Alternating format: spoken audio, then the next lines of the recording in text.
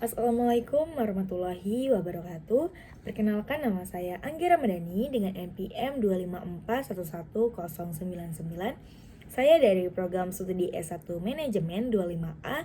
Di video kali ini saya akan mempresentasikan yang berjudul Ekonomi Islam. Yang pertama yaitu ada pengertian ekonomi Islam. Ekonomi Islam adalah suatu cabang ilmu pengetahuan yang berupaya untuk memandang, menganalisis, dan akhirnya menyelesaikan permasalahan ekonomi dengan cara-cara Islami, yaitu cara-cara yang didasarkan atas ajaran Islam, yaitu yang berlandaskan Al-Quran dan Sunnah Nabi. Selanjutnya ada definisi ekonomi Islam. Ekonomi Islam adalah ilmu sosial yang mempelajari masalah ekonomi masyarakat yang diilhami oleh nilai-nilai Islam atau manan. Yang berikutnya ada ekonomi Islam adalah suatu upaya yang sistematik untuk memahami masalah ekonomi dan perilaku masyarakat dalam berperspektif Islam, dalam kurung Khursyid Ahmad. Ekonomi Islam adalah tanggapan para pemikir muslim atas berbagai tantangan ekonomi, yaitu dalam hal ini dasarkan pada Al-Quran dan Sunnah di samping alasan dan pengalaman. Berikutnya ada ekonomi Islam adalah suatu ilmu dan penerapan hukum syariah yang melindungi ketidakadilan dalam kaitan dengan upaya pencapaian kesejahteraan manusia dan pelaksanaan ibadah kepada Allah dalam kurung hasanul zaman. Berikutnya ada tujuan ekonomi Islam. Tujuan ekonomi Islam yaitu yang pertama meningkatkan ekonomi lebih makmur, yang kedua menciptakan ekonomi yang adil dan merata, ketiga mewujudkan perekonomian yang stabil, keempat mewujudkan perekonomian yang serasi, kelima mewujudkan perekonomian yang menjamin kemerdekaan produksi, dan yang keenam menciptakan ekonomi umat yang mandiri. Baik, selanjutnya ada prinsip atau nilai dasar ekonomi Islam.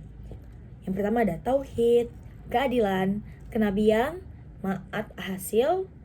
Selanjutnya ada sidik atau jujur, amanah atau dipercaya, fatona atau cerdas, dan tablik atau menyampaikan. Selanjutnya ada lembaga-lembaga ekonomi Islam di Indonesia. Yang pertama yaitu ada Bank Umum Syariah, kedua ada Asuransi Syariah, ketiga ada lembaga gadai, keempat ada BMT atau Baitul Ma'al wa Tamil, kelima ada pasar modal syariah. Selanjutnya ada perbankan syariah. Pertama ada perbankan syariah atau bank umum konvensional, bank syariah, bank umum syariah, bank pembiayaan rakyat syariah atau unit usaha syariah, dan terakhir ada sistem konvensional. Selanjutnya ada pengertian bank syariah.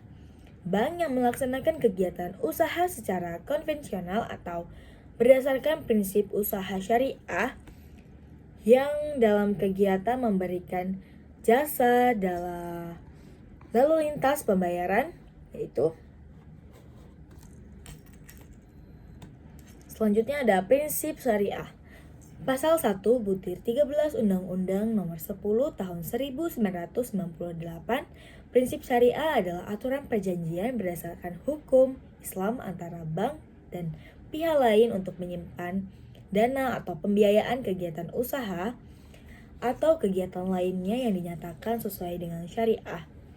5 prinsip bank syariah yaitu ada prinsip bagi hasil atau mudhaharabah, prinsip menyertakan modal atau musharakah, prinsip jual beli barang dengan pemeroleh keuntungan atau murabahah, pembiayaan barang modal berdasarkan prinsip sewa murni tanpa pemilihan adalah ijarah, pemilihan pemindahan kepemilikan atas barang yang disewa dari pihak bank oleh pihak lain yaitu disebut dengan ijarah wal itikna. Baik, selanjutnya ada peran bank syariah. Bank syariah turut berperan dalam menunjang pembangunan ekonomi bangsa Indonesia, terutama melalui upaya peningkatan peranan pengusaha muslim dalam perekonomian nasional yang bertindak sebagai katalisator sebagai pengembangan lembaga-lembaga keuangan syariah di Indonesia. Baik, selanjutnya ada fungsi bank syariah.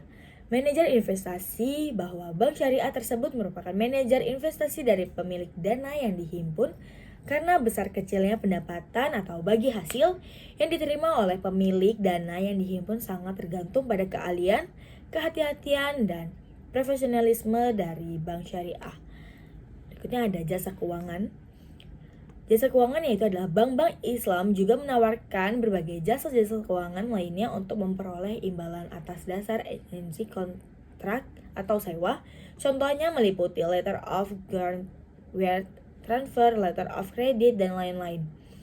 Ketiga ada investor atau investasi yang sesuai dengan syariat tersebut meliputi akad murabah, sewa menyewa atau leasing, musyarakah, akad mudaharabah, akad salam atau istiqnah, pembentukan perusahaan atau akuisisi, pengendalian atau kepentingan lain dalam rangka mendirikan perusahaan, perkembangan produk, dan investasi atau memperdagangkan saham yang dapat diperjualbelikan.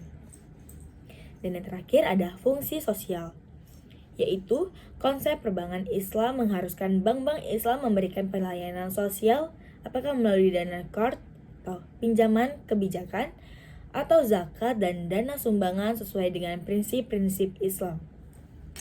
Baik, berikutnya ada kajian terhadap asuransi. Pemahaman terhadap asuransi konvensional atau haram yang terkandung dalam unsur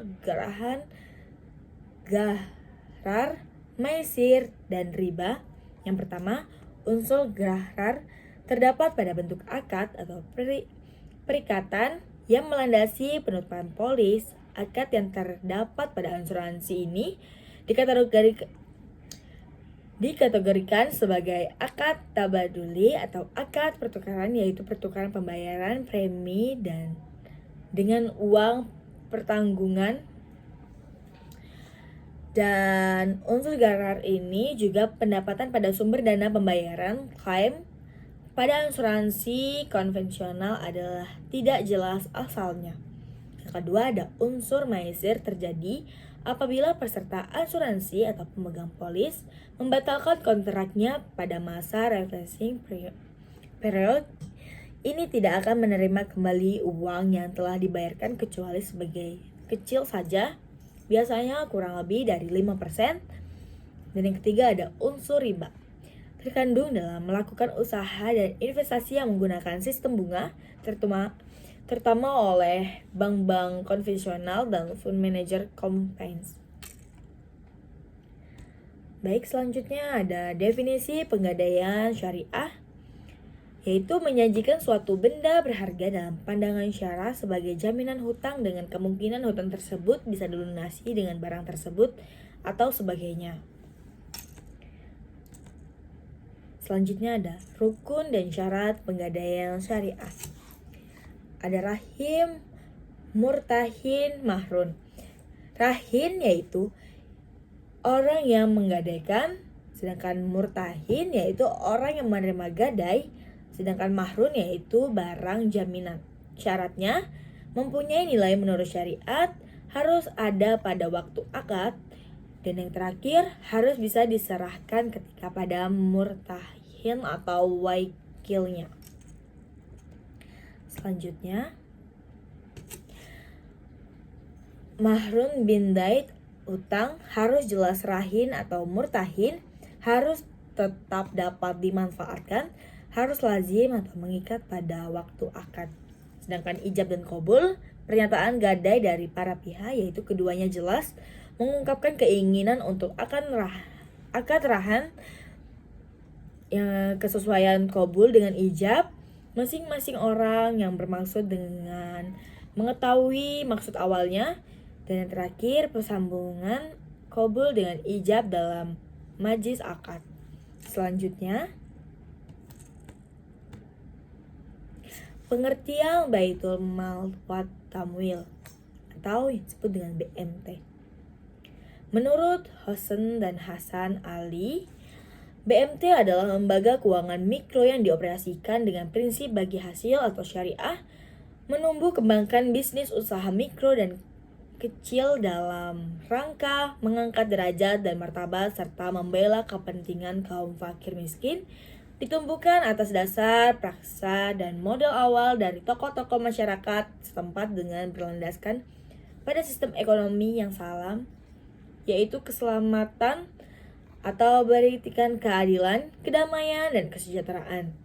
Sedangkan menurut Heri Sudarsono, BMT yaitu lembaga yang mengarah pada usaha-usaha pengumpulan dan penyaluran dana yang non-profit sebagai halnya zakat, infak, dan sodako.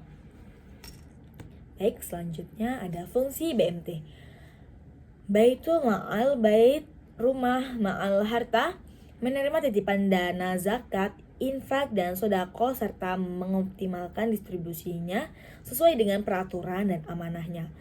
Sedangkan Baitul Tamwil melakukan kegiatan pengembangan usaha-usaha produktif dan investasi dalam meningkatkan kualitas ekonomi dan pengusaha mikro dan kecil, terutama dengan mendorong kegiatan menabung dan menunjang pembiayaan kegiatan ekonominya. Baik, selanjutnya ada dasar hukum BMT. Dalil Al-Quran Surat At-Taubah ayat 60 dan 103 yang menjelaskan tentang perintah berzakat, di mana pada zaman Rasulullah, Baitul Ma'al didirikan dengan fungsi untuk menyimpan uang-uang zakat dan lainnya. Sedangkan dalil Al-Quran Surat Al-Baqarah ayat 275-280. Selanjutnya ada konsep dasar pasal modal syariah.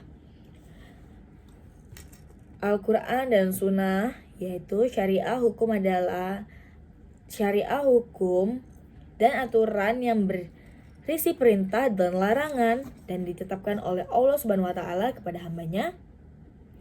Ibadah semua tidak boleh dilakukan kecuali ada perintah atau ketentuan. Selanjutnya ada prinsip pasar modal syariah.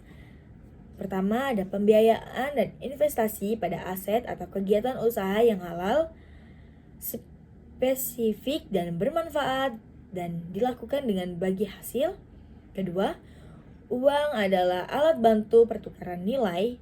Pemilik harta menerima bagi hasil dari memanfaatkan yang timbul dari kegiatan usaha, maka pembiayaan dan investasi harus pada mata uang yang sama dengan pembukaan kegiatan usaha.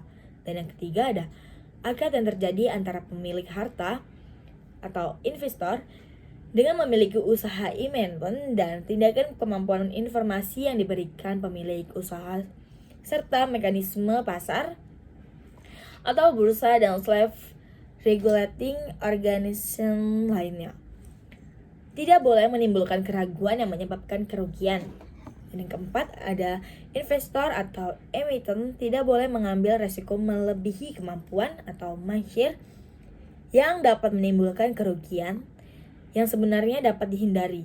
Dan yang terakhir ada investor emiten maupun bursa atau self regulation organization lainnya tidak boleh melakukan hal-hal yang menyebabkan gangguan yang disengaja atas mekanisme pasar, baik dari segi penawaran, supply, maupun dari segi permintaan atau demand.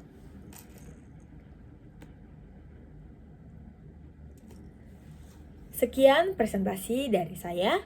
Kurang lebihnya saya mohon maaf. Saya akhiri. Wassalamualaikum warahmatullahi wabarakatuh.